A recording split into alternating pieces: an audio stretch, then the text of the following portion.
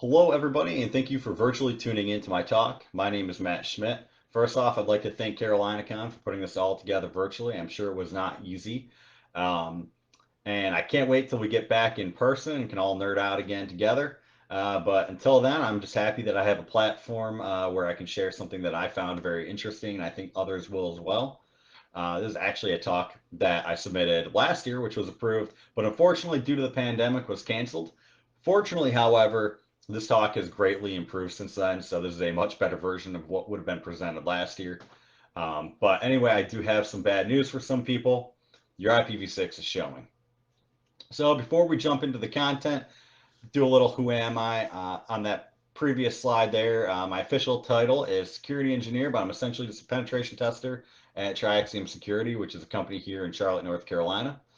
I'm a meetup founder and organizer of Queen City Skitties, which is a once a month group where we like to meet up and kind of talk about offensive security related topics. However, since we're all nerds, we like to just talk tech in general. So we've had some pretty cool talks like home automation, hacking hospitals, defending hospitals against adversaries. And we just have a lot of people come from all different backgrounds, like hobbyists, students, professionals, entrepreneurs. So definitely encourage anyone to come on out to that. I am a military veteran. I was in the United States Marine Corps for 4 years as a mortarman. I am a future Cybertruck owner, and I throw this in there because I used to think it was super ugly, and now it's grown on me. And I like to talk to anyone who is considering getting one or has a reservation for one. I am a bourbon enthusiast. I have a little collection going on here that you can see. And then on to the boring stuff. I have a bachelor's in information technology, my OSCP, EWPT, and Sec Plus. So let's talk about what we're going to see here in a little bit. We're going to do a quick IPv6 overview, a story time, which kind of prompted this entire talk to exist. And then we'll do some considerations for an external pen test for both the attack and defense side of things, as well as for an internal penetration test when dealing with IPv6. And then we'll wrap everything up with a conclusion at the end. So, very brief IPv6 overview. The IP address space is managed globally by the Internet Assigned Numbers Authority, or the IANA, and there are 5 regional internet registries, which you can see here on the map. One of these being the RIPE NCC, which is officially run out of IPv4 addresses in November of 2019. Now, there should be a little asterisk there because while they have officially run out, each RIR can still allocate recovered IP addresses and addresses reserved for a special purpose. And additionally, individual internet service providers still have pools of unassigned IPs, and they have the ability to recycle old IP addresses that are no longer used by subscribers. So while they have run out, they can still allocate IPs. But this does present as a concern, and which is why IPv6 was created to begin with. So let's do a little breakdown of IPv6 versus IPv4. IPv6 uses 128 bits, formatted in hexadecimal, grouped in fours, giving 8 groups or blocks, and it can be shortened. And so you can see here, while it can be shortened, still very confusing and long. But because of that, it allows for a ton of IPv6 addresses to be available. And I encourage anyone to go on Google and just look up the sheer number of IPv6 addresses that are possible. It's a lot, and we're not going to run out. Now, IPv4 uses 32 bits, formatted in dotted decimal, and will likely eventually run out. So that is why we have IPv6. I think people would be very surprised to know that organizations are starting to roll out IPv6. So it is something that you should not be afraid of. You should be comfortable with seeing one, and we're going to kind of talk a little bit about that. So let's do a little story time. It was 2019, just got hired as a pen tester. I'm feeling really cool at the time. Just got done with my OSCP and some other courses, so I feel like I could take on the world. I just got assigned an external penetration test, and I'm ready to rock and roll there. Reviewing the scope provided by the client, and I see this. And that's basically my face at that point. Never seen IPv6 addresses used in the wild. Didn't know what to do with that. Don't know how to test against one. The courses that I took didn't really talk about how to do that from an external penetration test standpoint. So I'm dumbfounded. So this leads me into our next kind of topic here, research. Um, if you want to be a penetration tester, let alone just a professional in the InfoSec world, continuous learning and research is vital. You need to always be learning new topics, tools, techniques. Plus, it's a lot of fun to learn new ways to hack people. But a good penetration tester should always understand what they're doing before they do it. So, what that kind of can look like, one way I learn really well is by someone explaining things to me and breaking it down and doing whiteboarding, where we get up, walk over to a whiteboard and literally draw everything out, talk about it step by step. Great way to understand every step of the way, why things work and how they work. Always ask someone with experience for an explanation on something. In my case, for these IPv6 addresses, I asked some of my more experienced coworkers, and nobody has ever seen them. Everyone said, I have no idea. Good luck. So this led me to creating a lab environment. AWS is awesome for quick lab building and breakdown. I was able to create a whole little IPv6 network, some victim machines and attacking machine, and it was perfect for that. So let's talk about what works, how things work, and then we'll talk about what doesn't work. So some tools work with IPv6 and some do not. Additionally, you are going to have your equipment configured for IPv6 so that you can even communicate with other IPv6 addresses. So that might look like configuring your router and switches and other networking gear. And if you don't want to go through all that, or you kind of can't do all that, then like I used, consider doing AWS, where you can create IPv6 public addresses super easy, and figure out how that all works. Um, so tools that do work out of the box, Nmap and WordPress scan work great. Nmap, you can simply do the -6, provided that IP address. With WP scan, it's a little different. You're gonna have to provide that URL flag, and then you need to put your IPv6 around in brackets when you do that. So let's see what that looks like. So WP scan, again, got that URL flag that you're going to provide to it, and then you're going to provide the IPv6 in those brackets. It looks a little weird, but it works. You can go ahead and scan some WordPress sites just fine doing that. Nmap, very easy. Just provide it that -6 flag and all the other flags that you would normally do on your Nmap scan, and you do not need to put it around brackets. It knows it knows what an IPv6 address looks like and how to make that work.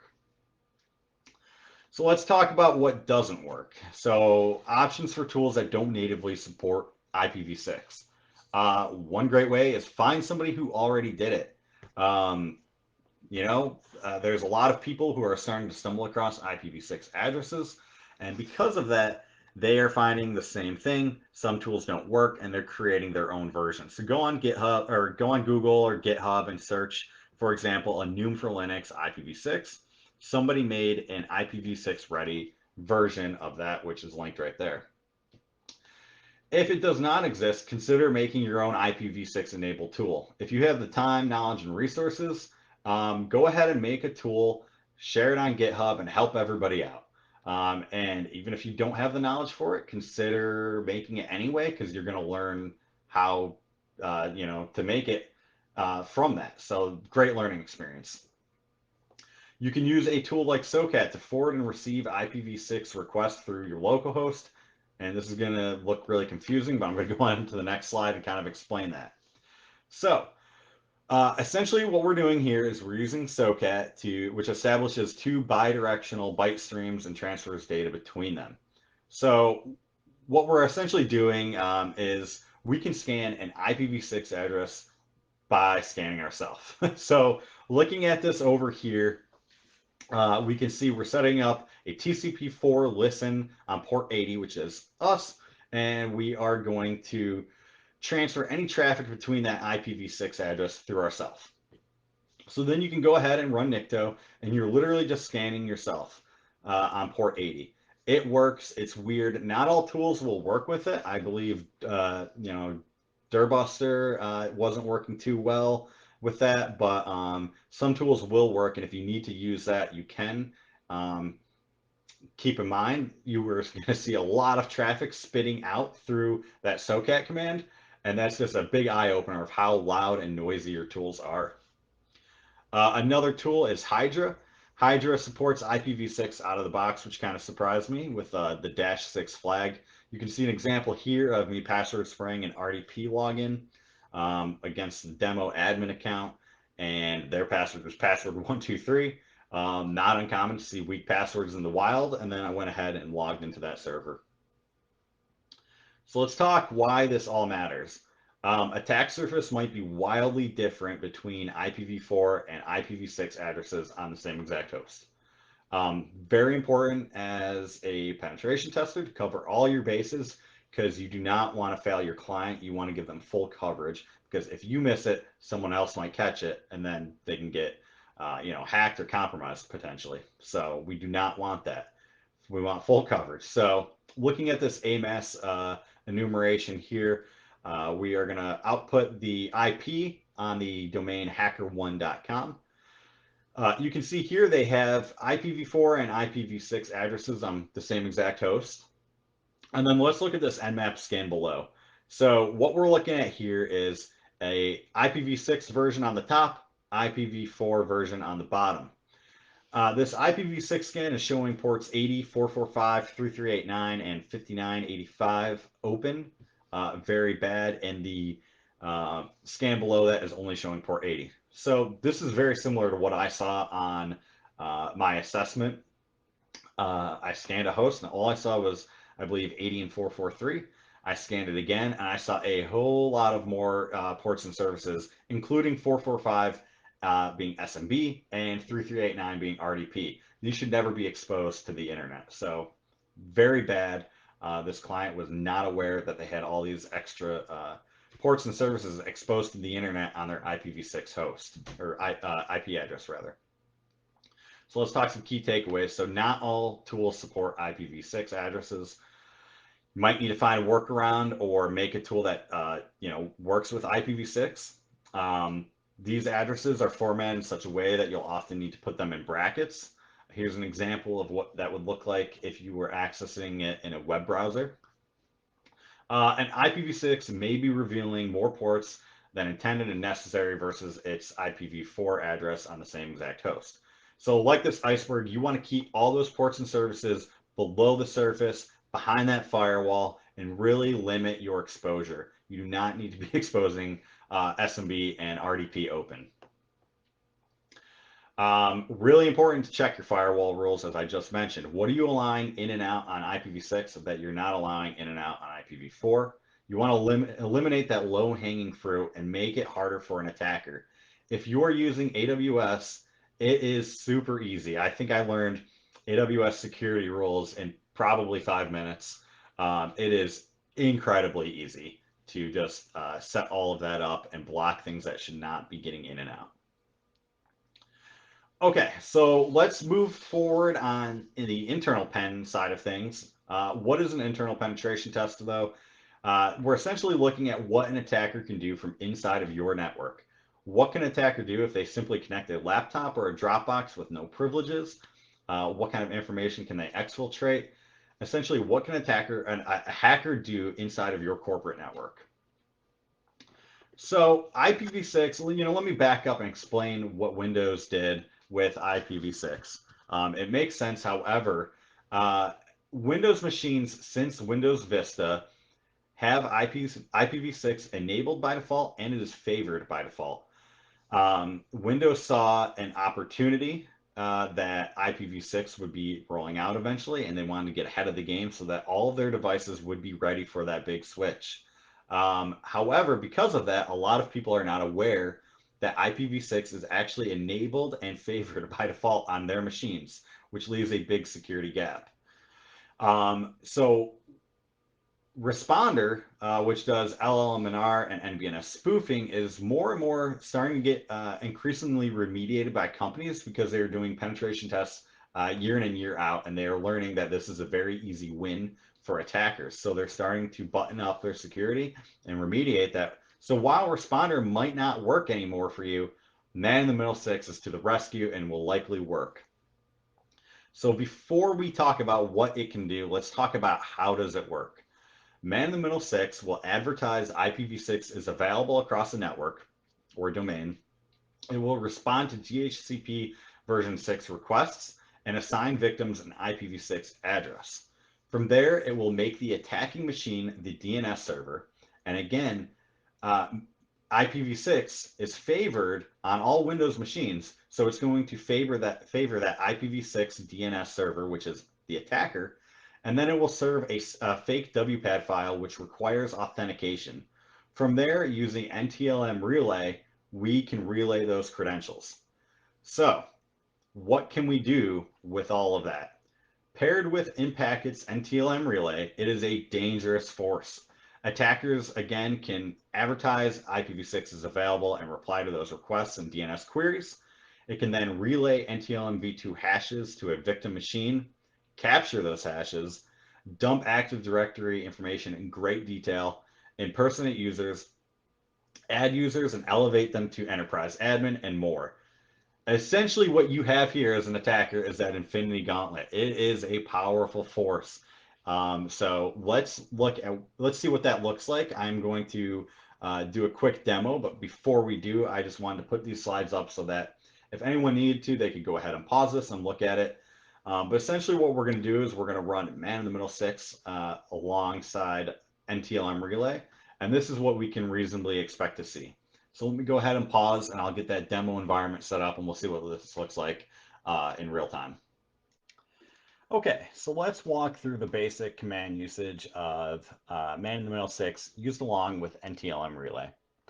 And then in a little bit, we'll talk about some kind of information that an attacker can find useful, as well as some follow-on attacks that will break out in another demo right after this. So first off, we're going to use Python 3 with Man in the Middle 6. We're going to use the -d flag specifying the victim domain. And in this case, we're using westeros.local. So I'll go ahead and hit enter and run that. And then with NTLM Relay, we're going to use the -6 flag for IPv6. We're going to use the -t flag for target, and we're going to be authenticating against LDAPs on our domain controller. And then TAC-WH is going to be the fake WPAD file that we'll be serving. The -L will be our where we want our loot to go, where we're going to be dumping that Active Directory information. And then finally, the -OF is where we want to output those captured NTLM v2 hashes. So I'll go ahead and run this, and then we will switch over to our Windows machines. And as you can see here, there's our domain controller with our users, and then we've got a Windows machine here. And I'm going to go ahead and speed up the process by restarting this machine. So as I restart this, we're going to start to see some more traffic, and I'm going to go ahead and pause. And once we start getting that traffic coming through, I will switch back over to Kali and show you what we'll be seeing once we start relaying credentials. Okay, so we're starting to get a little bit of traffic here. I'm going to go ahead and log back into that Windows machine, which is just out of view. Okay, and we're starting to get a little traffic in here. Went ahead and logged in. And we'll let this go just a little bit longer. Okay, so I'm going to go ahead and pause this here, shut these commands down, and we'll go ahead and just kind of dissect what came through here. So we can see that we authenticated against LDAPs on the domain controller with the user Paul K. And then if we go down here, we'll see it attempted to create a user, and it actually ended up making two. Ideally, we would want one. We don't need two, but we got two users here with unique and random strings along with passwords. And then additionally, there's a little blurb down here that says, try using DC sync with secretstump.py and this user. So we're going to talk a little bit about that in a bit here, but first let's kind of talk about what we just saw. So NTLM Relay with man in the middle 6 relayed credentials to the domain controller and was able to dump out some information for us in this loop folder. So let's look at some of this information real quick. Go ahead and look at the domain users. We're able to see these domain users and the accounts that it created. We can look at domain users by group. And additionally, we can look at the domain groups. So let's look back on the domain users by group. We can see this Paul Cake account that we authenticated against. They're a member of the IT user group, which happens to be domain admins. And interestingly enough, if you look in the description, you'll see the password for the JSnow account, Ghost123. It is possible, and it has happened in penetration tests in the past, where people and companies will set the password in the description field. So this can be very, very helpful to an attacker to look and review at those description fields.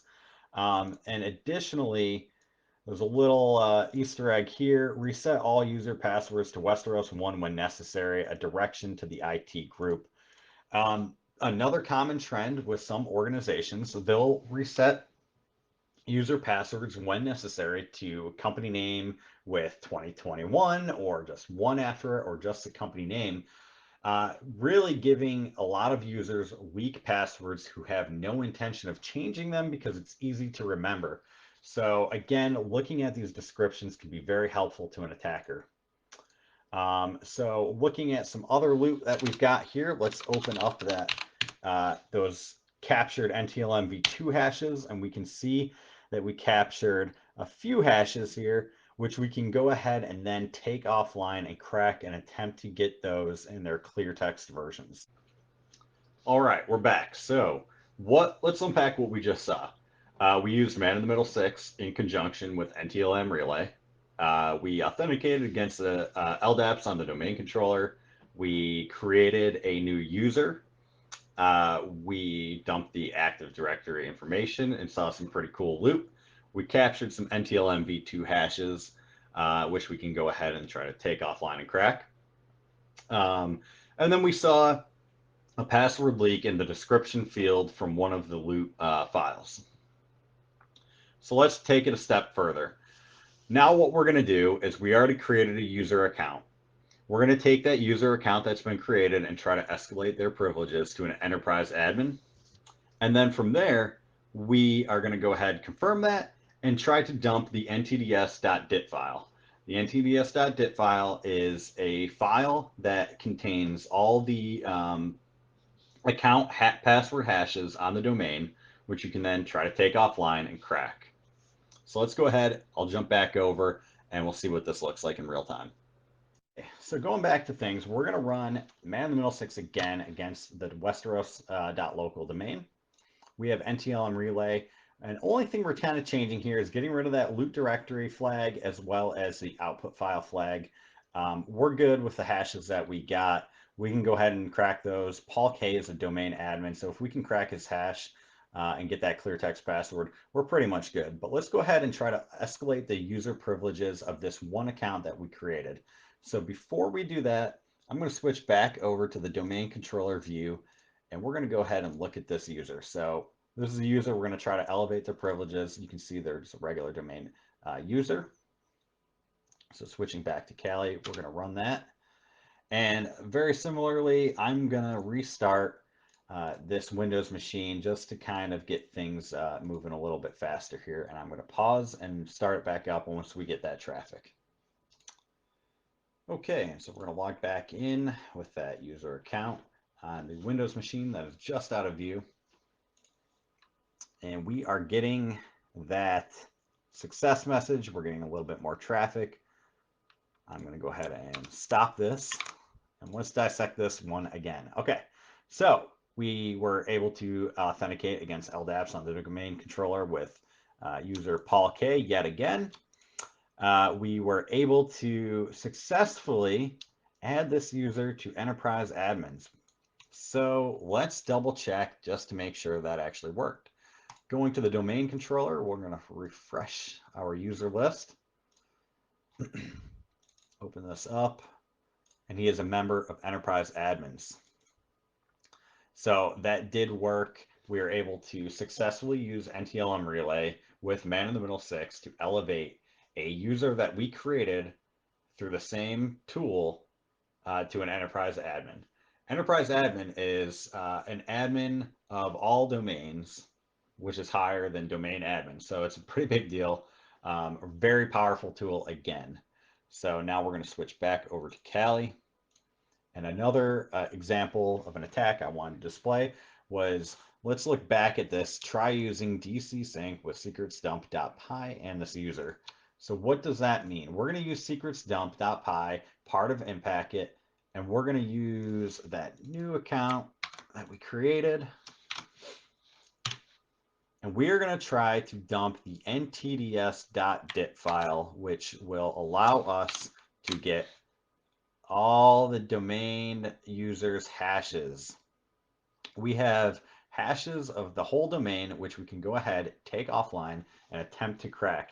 This is very bad, very powerful, and this is just yet another way that an attacker can get full control over your domain and your network.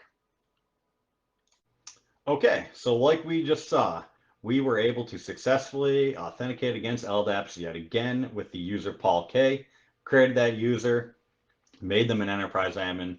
We verified that, and then we went ahead and dumped the ntds.dit file.